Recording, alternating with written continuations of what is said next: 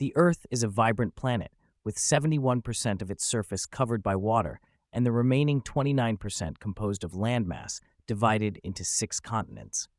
In the 21st century, it seems like every corner of the world has been touched by human civilization, except for Antarctica, that is.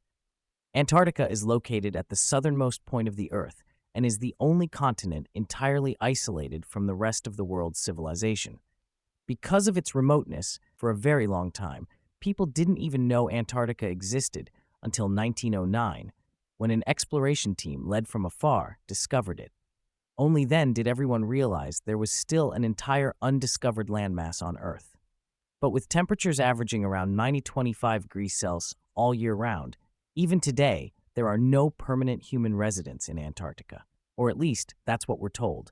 Because really, how many people actually get the chance to go to Antarctica? In 2015, well-known UFO journalist Linda Moulton Howe received a very special letter. The writer claimed to be a 1977 graduate of the University of Iowa with a degree in aviation maintenance technology. After that, he joined the U.S. Navy as a LC-130 flight engineer. In 1983, he was assigned to Antarctic Development Squadron 6. However, by chance, he discovered that Antarctica wasn't just about simple ecological research. No. After receiving more revelations from other high-ranking retired officials over time, they all told Linda similar tales, that Antarctica wasn't devoid of people, they just weren't living on the surface. Today, I'll share with you all about what lies beneath the Antarctic ice. Linda Moulton Howe graduated with a master's in communication from Stanford University in 1968. In 1983, she took notice of the bizarre phenomenon of cattle mutilations occurring on American ranches. The cows were found slaughtered with their eyes, tongues, and reproductive organs precisely removed. Even more strangely, their blood was completely drained, yet there were no blood traces at the scene. Crucially, many ranchers reported seeing unidentified flying objects in the sky on the nights before the mutilations. After investigating, Linda concluded these mutilations were likely related to extraterrestrials conducting biological research on Earth's animals. She even made a documentary film about it, which won an Emmy Award. From then on, many people approached Linda wanting to share their own ET-related stories. On January 2, 2015, Linda's website earthfiles.com received a very revealing letter. The sender, named Brian, introduced himself as a former U.S.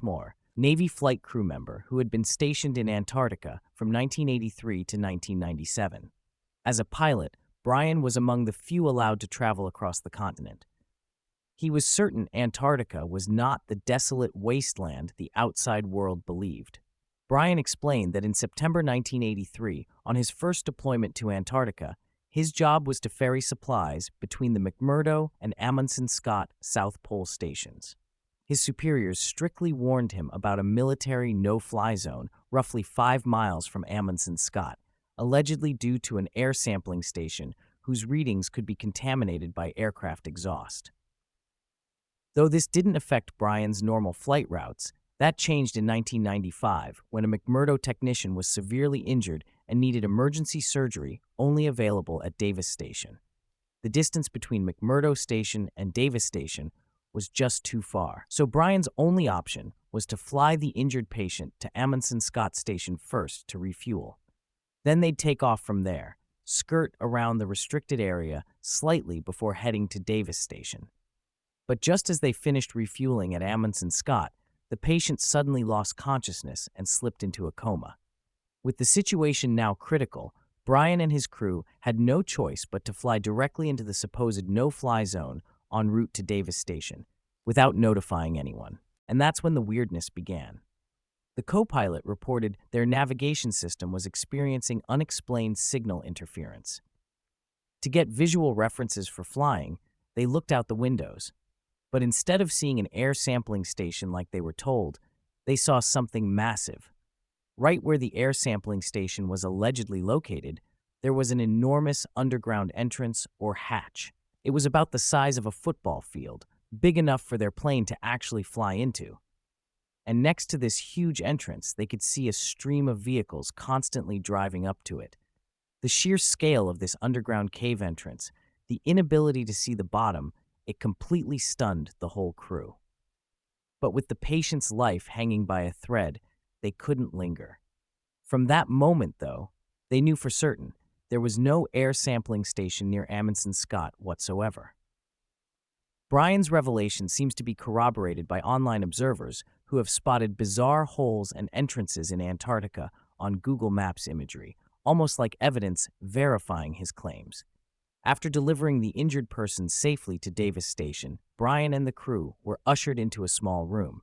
Not long after, a commanding officer Brian had never met before entered and told them bluntly, "Remember this. You didn't see anything.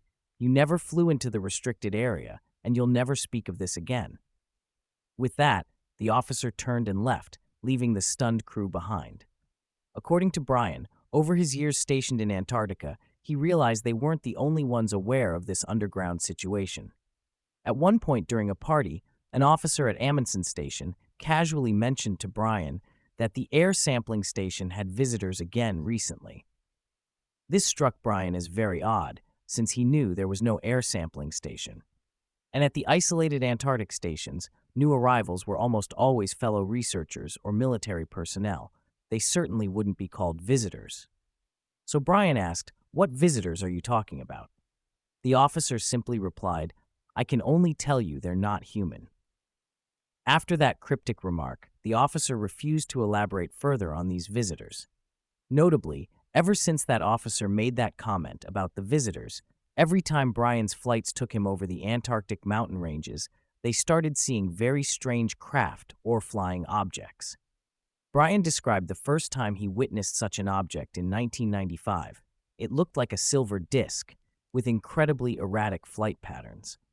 At times it would blaze past 2 or 3 mountain peaks at extreme speeds, then suddenly stop motionless in midair. At first they thought it might be a visual distortion caused by sunlight reflecting off the snow. But when the disc traveled alongside them at close proximity, they realized it was definitely not a mirage. They immediately reported the sighting to Ground Command and asked what it could be. The reply from their superiors was simply, "All I can tell you is it's not one of our aircraft." Given the documentation and photos Brian has provided showing himself among the Antarctic flight crew, along with the consistent details from others over the years, Linda Moulton Howe finds his testimony quite credible. But what truly shocked her were the even more horrifying revelations a retired U.S. service member brought to her 3 years later. In her online sharing, Linda mentioned that even before Brian came forward, she had noticed an air of mystery surrounding Antarctica that couldn't be put into words. For example, during the bleak years of World War II, Hitler had twice insisted on sending expeditions to Antarctica. And right after the war ended, the U.S. immediately deployed a staggering force of 13 aircraft carriers, submarines, and over 4,300 military personnel to Antarctica. These actions inevitably raised suspicions. Just what was so alluring about the Antarctic that drew such intense interest?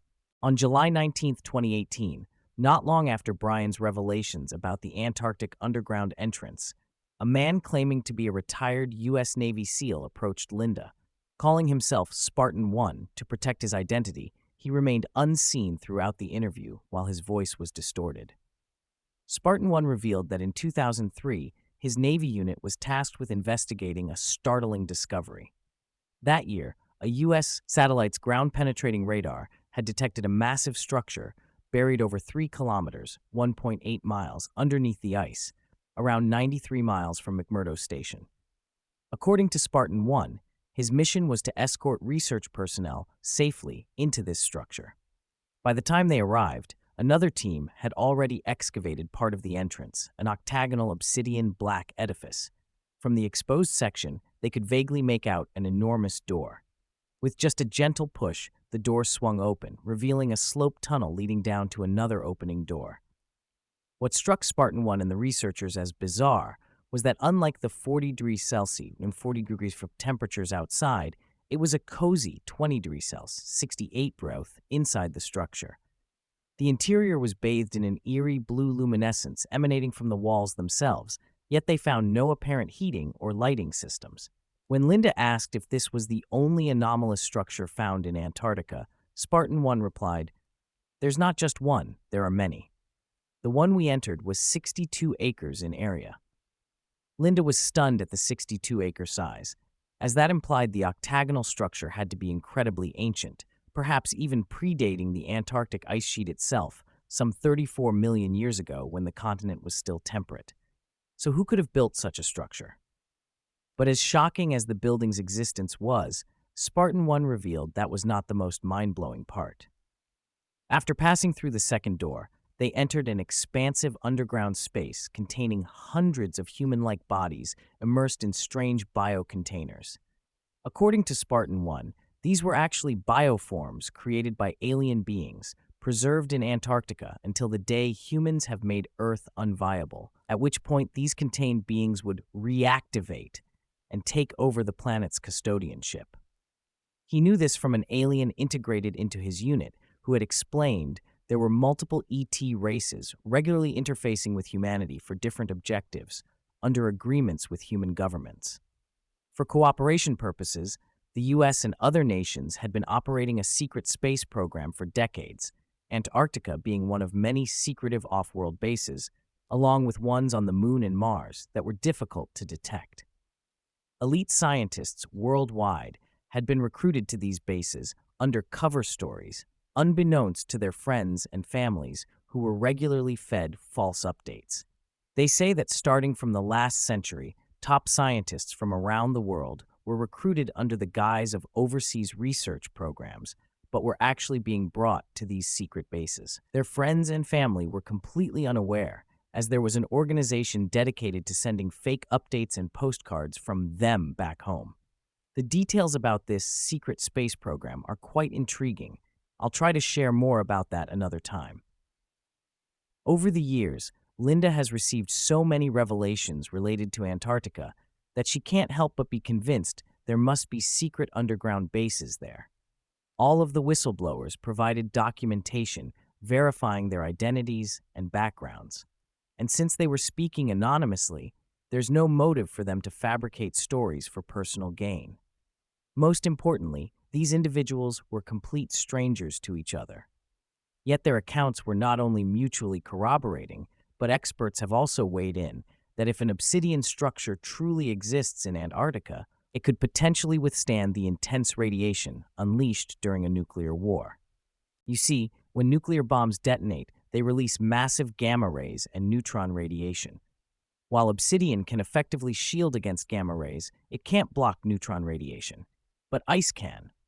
So an obsidian structure encased in ice could form a viable nuclear radiation shelter, again lending credence to Spartan 1's claim about these preserved beings inside meant to take over when humans are no longer fit to govern the planet. Even though the whistleblowers didn't offer any hard evidence of underground bases, Linda still believes them. As she puts it, you can be skeptical when one person tells you something unbelievable. But when separate people who don't know each other independently describe the same incredible accounts, then perhaps we should reflect a bit on the plausibility of those claims. So after watching this video today, what do you all think? Do you believe what these whistleblowers are saying? Feel free to share your thoughts and comments below. Thank you all for watching. If you'd like, you can subscribe to catch future videos. Or if you have more time, check out some of the other videos on this channel.